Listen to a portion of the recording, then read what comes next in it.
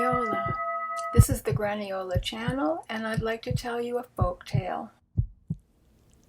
Many times, an important natural occurrence can inspire a folk story. In this case, the tale was told hundreds of times before it actually became true. Feed Them Fish is a story that anticipated a catastrophe. Two groups of people lived fairly near to each other. Each group was made up of between 30 and 40 extended family members. One of the groups lived on the cliffs and the other on the flatlands. If you were walking, it would take you about 2 hours to get from the place where one group lived to the place where the other lived.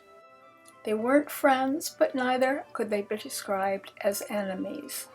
At the time this story takes place, which is 300 or maybe 400 years ago, each of the groups had a leader. The leader didn't really have any formal title, but he was, in each case, the oldest and the wisest person of the whole group. The leader of one of the groups was an intelligent and sincere person.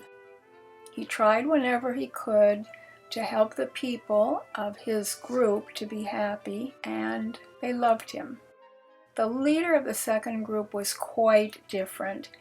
He screamed and yelled and was mean and rude to people, and if there was anything to be shared, he always gave himself the biggest portion. But his people also loved him. They loved him because he told them that they were the chosen people and that they were the best people in the whole world.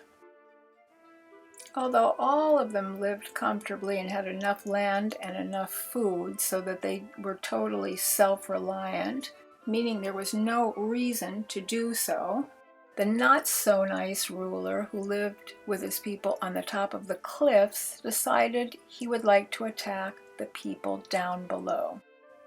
Somehow, the leader of the group down below found out about this plan. He was extremely worried.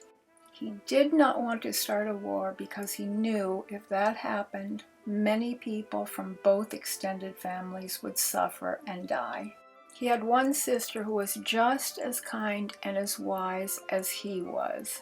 Calling her to his side, he related his fears and told her that he intended to hang himself from a tree that very night. He explained that all of his bodily fluids would drain out onto the ground below and form a great lake. As all of the people in both groups lived off the land, they respected and assiduously took care of their physical environment. So that their rivers would not be depleted, they had named one day per month as Fishing Day. Everyone knew what day that was, and no one ever fished at any other time. The man told his sister that after he had died, she must tell all of their people not to go near the water on the next fishing day. His sister did as he had asked, and on that day all of their extended family stood back and watched as all of the family from the cliffs gathered on the shores of the new lake. None of them had time to react when there was suddenly a huge explosive sound and the lake imploded, pulling every one of them down into itself. The members of the family that had been saved by moving away watched, both horrified and fascinated, as the others disappeared and the lake turned from bright blue to dark red.